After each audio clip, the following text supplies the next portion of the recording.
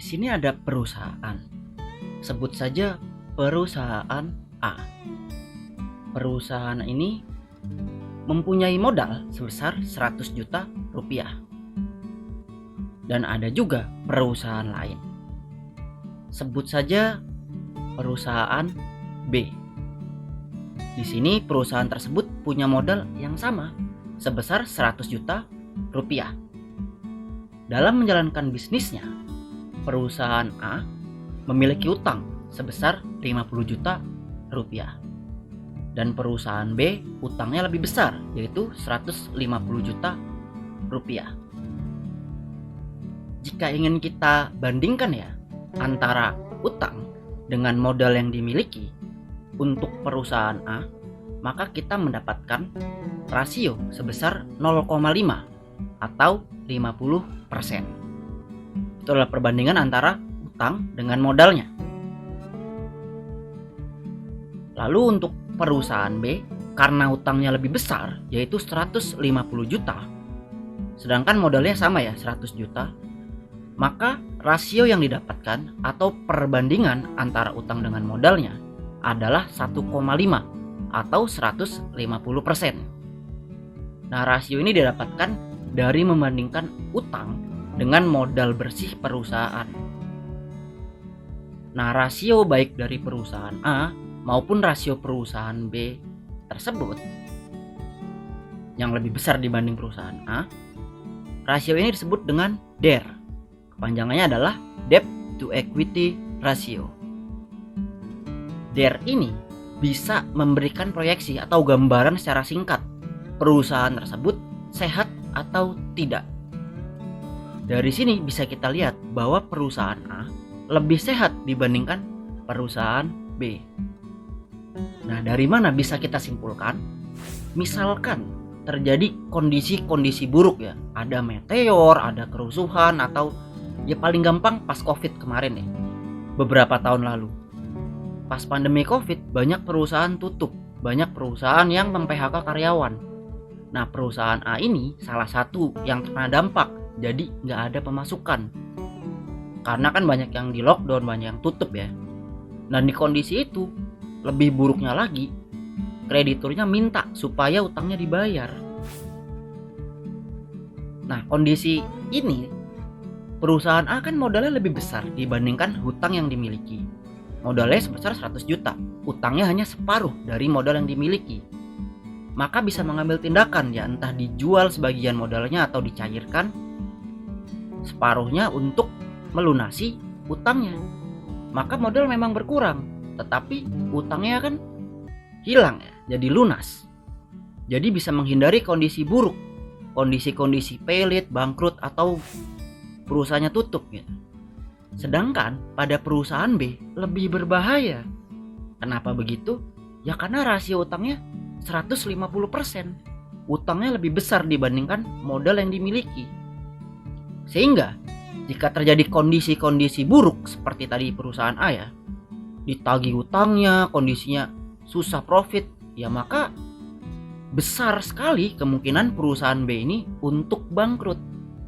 Ya karena bisa dilihat ya, utangnya 150 juta, modalnya cuma 100 juta. Jadi walaupun seluruh modalnya dijual, dilepaskan, utangnya belum tentu terbayar gitu. Nah, itulah kita bisa melihat gambaran itu dari DER. Pada video kali ini saya akan membahas mengenai DER pada saham terutama ya. Bagaimana mencari tahunya, bagaimana bisa melihat DER pada saham. Tapi seperti biasa, sebelum kita masuk ke pembahasan pada video, disclaimer terlebih dahulu. Silakan dibaca disclaimer yang ada di layar kalian. Oke, kalau udah kita lanjut ya ke pembahasan. DER atau Debt to Equity Ratio. Mudahnya begini ya. DER ini adalah rasio untuk melihat besaran utang dibandingkan dengan modal yang dimiliki perusahaan. Mudahnya begitu. Nah, rumus dari DER ini adalah total utang dibagi dengan total kekayaan bersih perusahaan. Tadi kan sudah ada ilustrasinya ya, bisa dapat gambarannya kan. Nah, tetapi pada saham ada sedikit istilah yang berbeda. Istilahnya aja, total utang. Pada saham itu kita lebih mengenal dengan istilah liabilitas. Sedangkan total kekayaan bersih itu lebih mudah dikenal dengan sebutan ekuitas. Ya udah, rumusnya sama, cuma beda istilah aja. Maka liabilitas dibagi dengan ekuitas untuk mencari DER suatu saham. Di sini saya akan pakai contoh, yaitu PT Bukit Asam, kode tikernya PTBA. Ini contoh ya, contoh aja. Jadi jangan fokus ke contoh, fokus ke konsep DER-nya. Di sini laporan keuangan PTBA. Saya ambil liabilitasnya, yaitu 16.443.161. Ini dalam jutaan rupiah. Jadi dikalikan aja dengan 1 juta, maka sebenarnya 16,4 triliun. Itulah utangnya PTBA. Lalu ekuitasnya berapa? Bisa kita lihat dari laporan keuangan juga bahwa ekuitasnya adalah 28,7 triliun. Ya, kita masukkan ke rumus ya. Maka DER dari PTBA, utang dibagi total kekayaan bersih, adalah 57,28%. Itulah DER dari PTBA. Nah, mungkin kalian mikir, aduh susah banget mau cari tahu DER, harus bedah laporan keuangan, lihat satu-satu tabelnya. Ada cara mudahnya, tapi ini untuk screening awal aja ya. Pada akhirnya kalian tetap harus bedah laporan keuangan. Cara mudahnya bisa dilihat pada sekuritas kalian masing-masing. Di sini saya pakainya RTI Business atau platform lain yang bisa menampilkan likuiditas atau profitabilitas. Intinya cek aja. Sekuritas paling mudah sih, bisa dilihat pada sekuritas masing-masing. Tapi di sini saya pakai RTI Business ya. Di sini lihat di key statistik, lalu lihat di liquidity. Sudah ada angkanya, yaitu 57,28%. Nah, angka ini kalau mau kita lihat, kita bandingkan, itu cocok ya dengan hitungan tadi yang dari laporan keuangan. Tapi kadang-kadang berbeda sedikit angka yang ada di sekuritas, yang di platform dengan hitungan yang udah kita hitung nih secara mendetail dari laporan keuangan. Nah, kalau sampai ada perbedaan sedikit, itu bagaimana gitu? Beda-beda sekian persen. Ya kita fokus aja dari hitungan laporan keuangan. Karena laporan keuangan kan memang resmi ya dari perusahaannya dan hitungannya udah valid, udah diaudit juga. Jadi lebih percaya aja sama itu. Jadi udah paham ya gimana cara mencari tahu DER, cara menghitung dan mendapatkan persentasenya tuh dari mana. Nah, mungkin ada pertanyaan, DER 57,28% itu bagus nggak? Untuk DER, kalau di bawah 100% itu bisa dibilang oke lah atau bagus. Jadi semakin rendah persentasenya itu semakin baik. Karena kalau kita kembali ya ke ilustrasi di awal tadi, contohnya perusahaan A, bisa dilihat karena modal dia lebih besar dibanding hutangnya.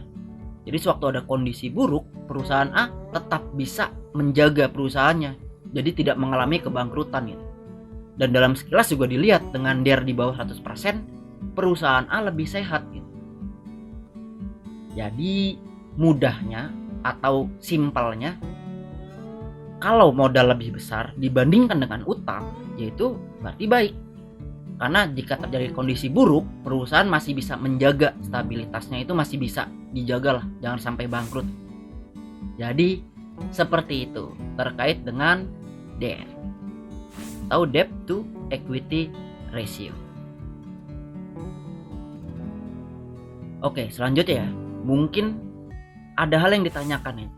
Kalau DER di atas 100%, berarti perusahaannya jelek dong. Perusahaannya nggak sehat. Nggak usah dipilih lah, itu perusahaan busuk gitu atau jelek. Enggak seperti itu. Tidak selalu, belum tentu. Ada pengecualian untuk beberapa kondisi dan beberapa hal. Terutama pada beberapa sektor tertentu, nggak bisa disimpulkan semudah itu atau sesimpel itu. Contohnya aja pada sektor bank, perbankan. Pada bank, DER di atas 100% itu belum tentu jelek.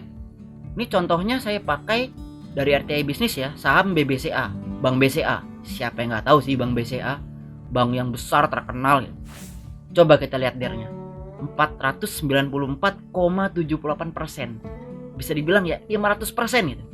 Berarti utangnya 5 kali lipat dibandingkan modalnya. Nah berarti apakah Bank BCA berarti tidak sehat? Atau apakah Bank BCA berarti jelek karena DER-nya 500%? Enggak kan? Makanya saya bilang belum tentu, ada pengecualian. Untuk sektor bank, DER ini nggak bisa dijadikan patokan utama. Bisalah kita kecualikan untuk sektor perbankan ini ya. Kenapa begitu? Karena pada sektor perbankan, dana nasabah yang masuk itu dihitung sebagai liabilitas atau sebagai utang. Kalau nggak percaya, mari kita lihat ya laporan keuangan dari Bank BCA. Nah ini saya ambil bagian liabilitasnya. Bisa dilihat ya bahwa simpanan nasabah, kemudian tabungan, selanjutnya deposito berjangka, dan juga simpanan-simpanan dari bank lain itu dimasukkan ke dalam liabilitas atau dimasukkan ke utang. Sehingga wajar kan kalau bank itu liabilitasnya besar, bahkan mencapai angka ratusan persen gitu. Jauh di atas modalnya. Ya karena masuk sebagai liabilitas, tapi perlu diperhatikan ya, cek laporan keuangannya. Apakah liabilitasnya tinggi karena dana nasabah atau karena memang utang gitu. Makanya kalian tetap harus cek laporan keuangannya. Tapi untuk sektor bank ini ada pengecualian. DER tinggi itu harus dimaklumi. Selanjutnya sektor lainnya adalah sektor konstruksi. Pada sektor konstruksi itu kan proyeknya dikerjakan duluan. Jadi setelah tender, pengumuman pemenang lalu ditunjuk sebagai pemenang mengerjakan, itu kan belum dibayar. Ya dibayar sebagian sih, cuma kan belum sampai lunas. Nanti baru dibayar selesai itu sewaktu ya proyeknya selesai gitu. Baru mendapatkan bayaran fullnya. Jadi selama proses pengerjaan proyek itu sebagian besar perusahaan konstruksi itu berhutang, ya baik ke bank atau pihak-pihak lainnya gitu. Jadi kalian harus cek laporan keuangannya, utang mereka itu untuk proyek atau utang lain gitu. Makanya saya tekankan kita sebagai investor harus bisa membaca dan mengecek laporan keuangan. Nah buat sektor konstruksi ini silahkan cek sendiri ya laporan keuangannya gitu. Ya coba belajar mandiri gitu, belajar membaca laporan keuangan. Kalau belum tahu bisa ditonton video ini. Saya sudah pernah buatkan video terkait memahami laporan keuangan perusahaan. Nanti saya taruh link ada di deskripsi. Di sini dibahas lengkap, jelas, detail. Bagaimana cara mengaksesnya, apa itu laporan kuartal hingga laporan tahunan. Lalu ada kolom-kolom apa saja sudah saya bahas ya secara singkat di video ini. Nanti ditonton ya supaya tahu dan bisa baca laporan keuangan perusahaan. Nah, dari hal-hal yang sudah dijelaskan tadi terkait dengan DER, Debt to Equity Ratio, maka bisa diambil kesimpulan. Yang pertama, saya harap semoga kalian bisa mengetahui apa itu DER. DER pada saham terutama ya. Debt to Equity Ratio itu apa sih yang dimaksud dengan DER itu? Lalu yang kedua, semoga kalian bisa memahami pentingnya rasio utang ini, DER ini, supaya bisa melihat sebuah perusahaan itu sehat atau enggak. Karena kalau utangnya banyak ya bisa dilihat tadi pada ilustrasi awal ya, berbahaya. Kalau sampai terjadi apa-apa, perusahaannya bisa bangkrut. Kurang lebih seperti itu terkait pentingnya rasio utang atau DER ini. Lalu yang ketiga, semoga kalian bisa mengetahui gitu.